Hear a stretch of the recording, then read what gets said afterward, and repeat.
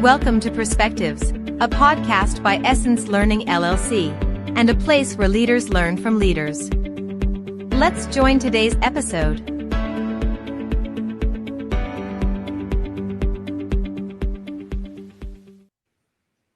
Hello, and welcome to today's Perspectives podcast, brought to you by the team at Essence Learning. My name is Phyllis Williams, and we're going to be speaking with Mindy Spigel today. Mindy is a part of the Essence Learning team and the author of the book, There's a Snake on My Head.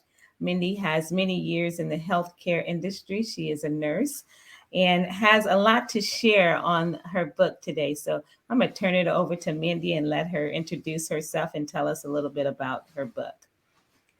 Thank you so much, Phyllis. I'm honored to be here and to be talking with you today. As Phyllis said, I'm a nurse, and about 10 years ago, I heard someone speak. Colleen Sweeney was speaking about patients' fears, and she used an analogy that imagine that there's a snake on your head. Phyllis, are you afraid of snakes? Oh, deadly, yes. Well, imagine for just a moment, Phyllis, that there's a snake sitting on top of your head. He's just moving around up there. And I come in and I say, Phyllis, I have very important things I need to tell you so you can take good care of yourself when you go home. How much are you going to hear with that snake on your head? Not much at all. Right? And we do that every day in healthcare. And what I'm learning is outside of healthcare. And people walk in afraid. They have a snake on their head. And we tell them important things and they don't hear us. And so and Colleen actually found that 96% of people walk in healthcare afraid and coined the term clinicophobia. So I decided to learn a little bit more about what people were afraid of and what was the most important thing we could do. So in 2018, I had a group of nurses that helped me interview over 200 families about their fears when they walked in our doors. Nice. And what turned out to be the most important question was that question about what can we do about it? And what we learned across the board, inpatient, outpatient, surgery, ER, they said, keep me informed, keep me safe, and keep me comfortable. Yes. So the first half of the book is really about my strategy, about my research. And then it begins to talk about strategies to help people feel safe in the healthcare setting. The aha of this, and the part that is important for leaders out there listening, whether you're in healthcare or not, is that in March of 2020, one of my very favorite nurses said to me one day, Mindy, I'm so worried I'm going to make a mistake because I can't focus. I can't concentrate. And I said, oh my gosh, Rachel, there's a snake on your head. And I had been teaching this for many years, so she knew exactly what I meant. And she looked at me and she said, you're right, there is. And if you think about March of 2020 in healthcare, we were learning by the minute what it was that we needed to do to keep people safe. It was changing by the minute. And so Rachel was worried, and what did she need? Keep me informed, keep me safe, and keep me comfortable, right? Yeah. So then I thought about work I had done with leaders and with teams over the years about how to create a great workplace, because you have to do that first before you can create a great customer experience. And I looked at key times that people might be other key times that people might be afraid when they get a new boss, when they get a new leader, when there's a lot of change. And what do people need? Keep me informed, keep me safe, keep me comfortable. Exactly. Exactly. Recently we had, going back to the healthcare issue, we had a scare in my family, and all we could, all I could think about is the situation, what was going on, and when the doctor was talking to us and telling us what we needed to do.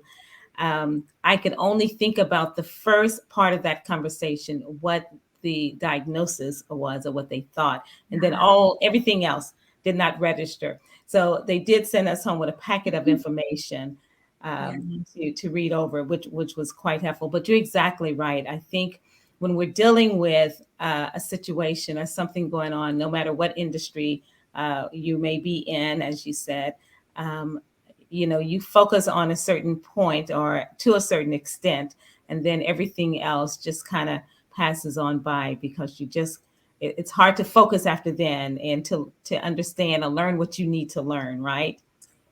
Absolutely. Absolutely. Yes, Yeah. yes, yes, yes. So, Yeah. so you did speak about that. This same kind of strategy that applies across other industries. But Mhm. have you shared that in other industries or spoke with leaders from other industries and kind of got the same Yes. Thank feedback? you. Yeah, I have. It's interesting. My whole career has been in nursing. That's what I know is healthcare.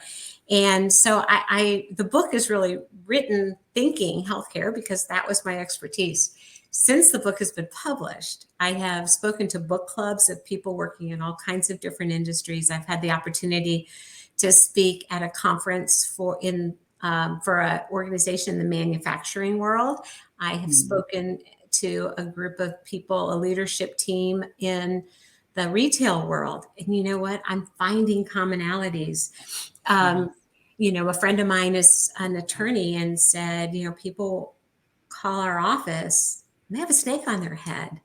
And I'm finding more and more people using that terminology. And a mortgage company, a friend of mine who works in the mortgage industry said, people walk in our doors and they're afraid. And also relate, that was on the customer side, but also the healthcare team. Or the healthcare team, the workforce yeah. has those same experiences. Onboarding is a scary thing, whether you're in Mhm. healthcare or anywhere, right? Yes. So, Yes. yeah.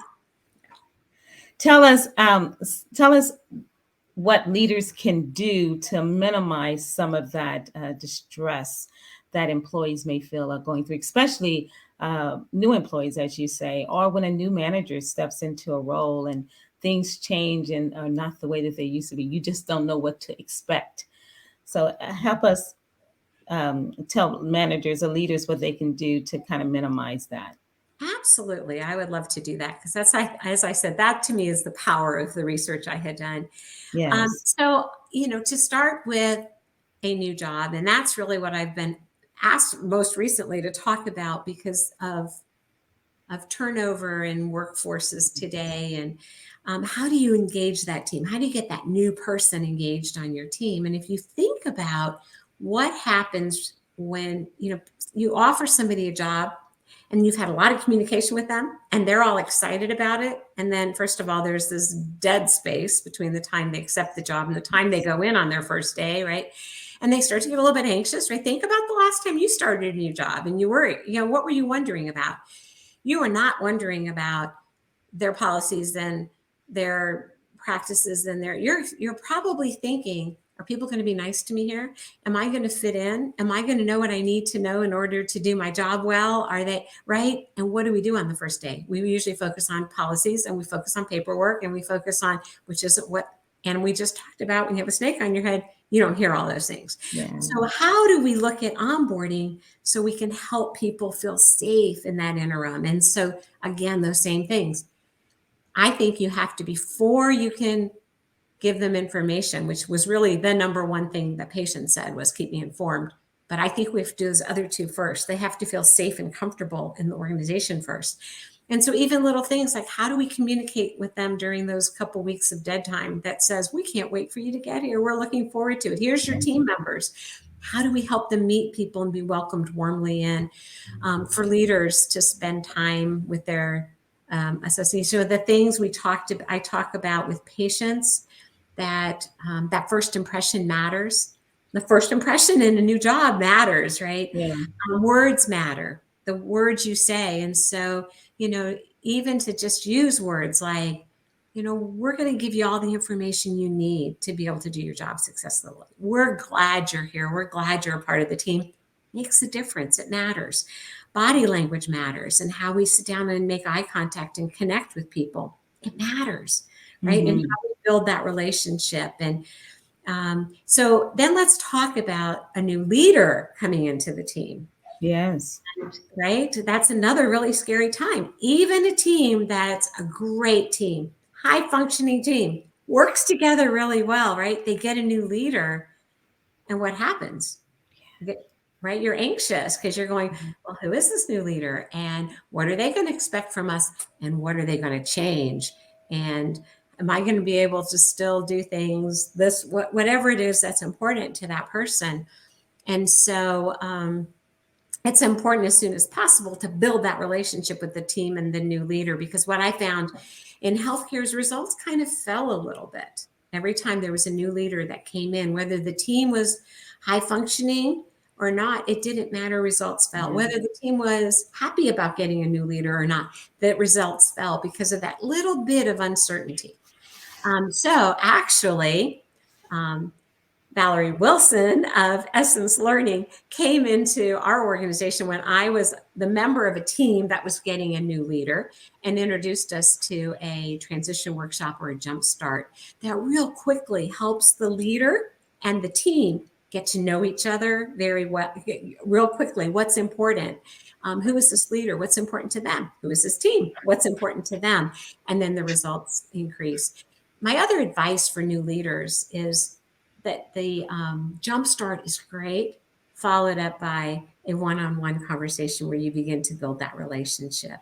And I always teach in healthcare, know one thing about that person that has nothing to do with why they're in your hospital or in your law office or in your store, or find out something about them, and you build that relationship. Well, the same is true for your team. Find out one thing about the people on your team that has nothing to do with their job. What's important to them when they walk out your doors? And when you know that one thing, it builds that connection.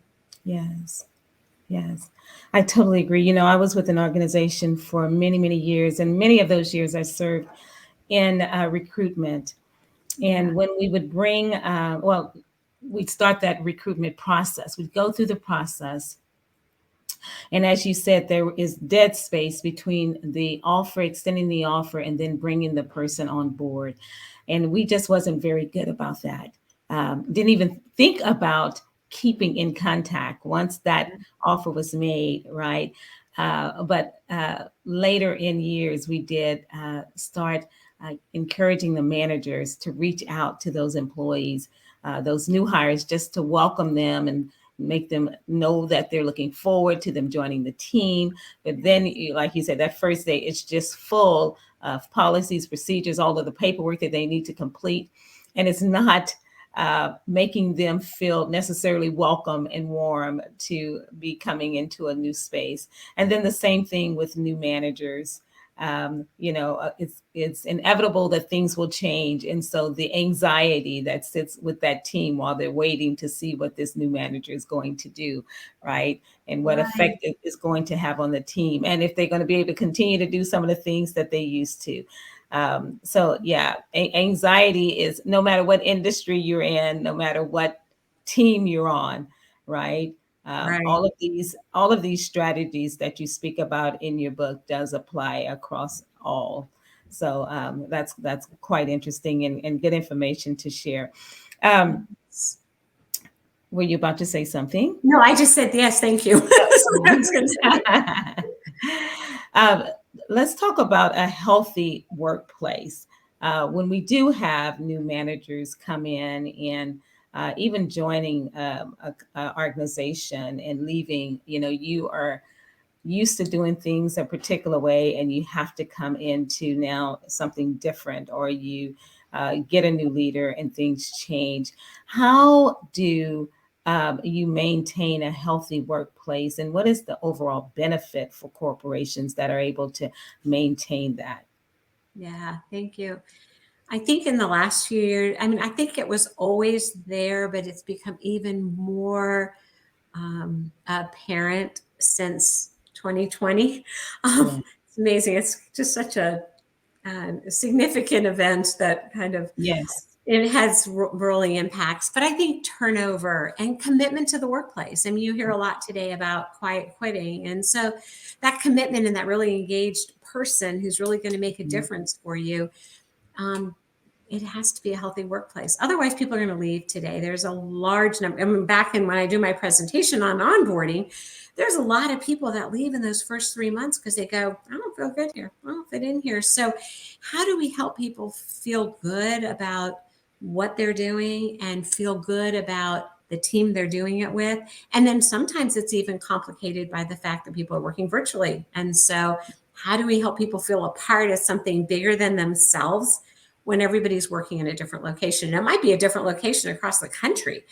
Mhm. How do we still bring that team together and create that teamwork and that healthy environment because otherwise people are going to leave. And it's an employees market right now. There's more people looking for employees than there are people looking for jobs. And so if you find the right person, you don't want to lose them. And so I think it's important that we focus on what does that team need? What does a healthy workplace mean to that team? And what does that team need? I think the investment, when you have those conversations and get to know each of your people individually, find out what's important to them. What's the most important thing to them about their job in the workplace? And where do they see themselves in the next few years? And how can I, as your leader, help you get there? Yes. Important, right? Exactly. And how is your team functioning? Are people working together as a team, or are we competing with each other? And so, yeah. So like I said, sometimes really looking at the team dynamics and having trust on the team and a shared vision and all those things are so important to create that healthy workplace. Yeah. Yeah. I was listening to a report recently, and I think what a lot of corporations are finding is that the remote and work from home situation is not working for all companies, and for all teams. And so a lot of them are requiring many of their staff to come back. And that's an issue too, but requiring some of their staff to come back. And perhaps there is some kind of flexibility that they're working with to allow them to work sometime, in the office and then other times at home. But I think that uh, building that camaraderie with your team and making sure that you understand what the needs are of individual employees and not just knowing their first name, but going beyond that. The company that I used to work at many years ago, we did a lot of volunteer work. And so that was an opportunity for you to mix and mingle with people outside of your immediate team. And so you got to know, you got to meet people for one, but then you got to understand people on a personal level. And to have those personal conversations, and even with people on your team. You go to work and it's about the work, right? But having that time outside of the office when you can share personal experiences or just what's going on in your life is important. To get to know me as a person. And To that's get to know me. everybody wants, that's what everybody wants, you to know who I am. Exactly That's right. important to me. Yeah. And I was going to say the other thing with virtual workplaces is, I mean, as you know, Phyllis, that one of the most important things is culture and the culture of the Yes. organization. Yes. And from what I'm hearing from people, that's the hardest thing to maintain with virtual workspaces is that maintaining that culture. Like, how Yeah. did that person stay connected to the culture of the organization? And I hope we'll look at why do we want to bring people back in? And do they have to come in all the time, or do they come in, once or twice a month or once a week or something, just to be able to help them stay connected with each other and with the culture of the organization? And yeah, it's going to be different in different places. Yes. Yes. So talking about building that team and that connecting with employees, a lot of employees talk about feeling stress and being stressed and how they are trying to manage that. And there's a lot of talk about the mental health issue and what's going on there. What kind of advice would you give to workers and employees that are dealing with stress, and managers how to help employees that are dealing with that? Yeah, good question. Well, first of all, I want to say to people to take care of yourself. I mean, I think that's important. And truthfully, a lot of the strategies that I talk about with your customers also work with you. And I think the biggest one is that words matter. Your brain is constantly listening to you. And I guess real quickly to share this story, but I always fly Southwest Airlines. I'm a Southwest Airlines person because of their customer service. And one day I was flying somewhere. I had to fly a different airline because Southwest didn't fly there. And so I got to the airport that morning and I had to pay to check my bag. And I was like, oh, I have to pay to check my bag. But, I knew I was going to have to, but it didn't keep me from going, oh, Southwest doesn't make me pay. And then I got to the gate and they had a red carpet laid down and they said boarding group 1 down the red carpet, boarding group 2 down the red carpet. By the time they got to my boarding group, they said against the wall. And I was like, Southwest treats everybody like a first class passenger. The red carpet's empty. Why can't I go down it? In fact, I probably did. And then they didn't do the announcements the same way as Southwest. And by the time they didn't take my drink order the same way Southwest takes my drink order, I said to myself, stop it. Did they load the plane on time? Did they take off safely? Has this been a smooth flight? And at that moment, I realized I woke up that morning and said, this is not going to be a Southwest experience. And so my brain wanted me to be right and went in overtime to find all the reasons it wasn't. So taking that to the workplace, when we wake up in the morning and we say, oh, it's going to be a Monday, I bet you'll be right. Because your brain's going to look for all the reasons it's a Monday, right? And if you go home at the end of the day telling yourself, I did this wrong, I did that wrong, and you beat yourself up all the way home, your brain's going to start looking for all the things that didn't go right. Exactly. And so what I always challenge people is at the end of the day when they drive home, ask yourself, or when you turn off your computer or however your day ends, ask yourself, how did I make a difference today? Who did I make a difference for? Because my bet is every day you make a difference. We just tend to focus in on the negative. And if the team is together, even huddle at the end of the week or the end of the day and say, what went well today? And who are we thankful for today to keep our cup refilled? Yes. And so I'm going to say that's, to me, one of the biggest strategies is change your mindset. If you're constantly looking for poor me and what's going wrong, you'll find it. But if you can look at how you've made a difference, and most of us, whatever our job is, we're doing it because we want to make a difference. Most of us want to make a difference in the world. So I would focus on that. As a leader, I'd make sure my team knew how they make a difference and that they're valued and that I care about them. And I appreciate the work they do, constantly re-recruiting people because you don't want that turnover, and recognizing that that's important. Awesome. I'm a huge advocate. I always say that we are in control of our destiny. And so if we look at the glass half empty or empty, it's definitely going to be that way. So fantastic advice that you've given and great information that you've shared today about how to manage your stress level and how managers and leaders can help their employees manage that. Lastly, would you share with the audience where they can find your book and where they can find out more information about you? Thank you. I'd be delighted. So I have a website. Oh, that came up at perfect time to spell my name. So it's mindyspigel.com, not with the G, just all one word, mindyspigel.com is my website, and it has more information about me. It has a short video about my book. It has a link to connect you to where you can order the book. It is available on Amazon. So you could also go to Amazon and Google, there's a snake on my head. And, I hope if you read it, I hope you'll get some value out of it and be able to utilize it. It's not a very long book and it's very action oriented. Yes. So that's what I think is important. So thank you. Thank you so much, Mindy. We appreciate that. And it is a great book, and I would encourage everybody to go out and to go get a copy of it. Thank you again for sharing that information with us and sharing a little bit about your book. And I want to say to those that are listening today, to learn more about Essence Learning and the products and services that are available or that we have to share, please access our website at essencelearning.net. Thank you so much for joining us today, and we hope to see you on the next podcast. Thank you, Mindy. Thank you for joining Perspectives, a podcast by Essence Learning LLC. Essence Learning is your solution to personal and professional development. We partner with our clients to develop a learning strategy that will increase productivity, enhance performance, and align with their purpose and goals. For more information, visit us online at essencelearning.net or call us at 1-877-657-5755.